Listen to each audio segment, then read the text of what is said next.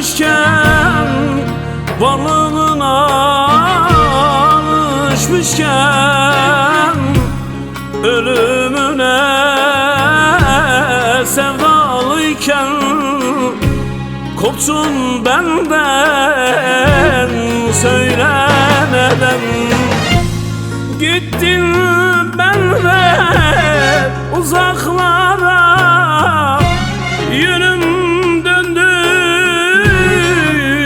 meçhul yola, düştüm sensiz tuzaklara.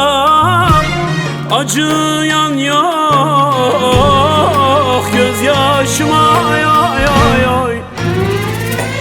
Gidişine deprem oldu sanki, üzerime çöktü koca dünya.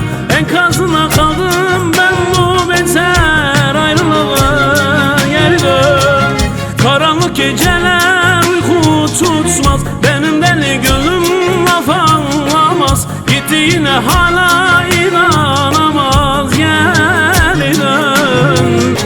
Severken ayrılmak inan ölüm, sensiz geçer her gün bana zulüm. Hasretinle yandım küle döndüm, geri dön.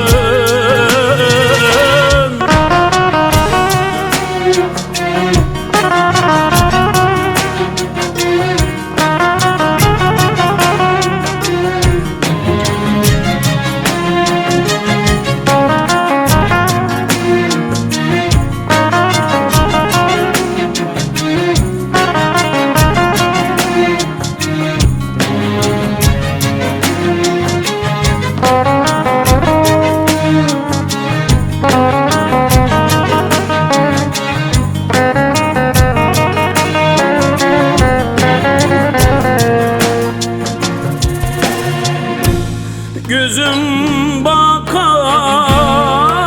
yollarına, hasret kaldım kollarına. Seni son bir kez görseydim, ölüm vız gelirdi bana. Gittin benden uzaklara, yönüm döndü meçhul yola. Düştüm sensiz tuzaklara. Acıyan yok gözyaşıma, ay ay ay. Gidişine deprem oldu sanki, üzerime çöktü koca dünya. Enkazına kaldım ben bu beter ayrılığa, geri dön. Karanlık geceler uyku tutmaz, benim deli gönlüm laf anlamaz. Gittiğine hala inanamaz, geri dön. Severken ayrılmak inan ölüm, sensiz geçer her gün bana zulüm. Hasretinle yandım küle döndüm, geri dön. Gidişine deprem oldu sanki, üzerime çöktü koca dünya. Enkazına kaldım ben bu beter ayrılığa, geri dön. Karanlık geceler uyku tutmaz, benim deli gönlüm laf anlamaz. Gittiğine hala inanamaz, geri dön.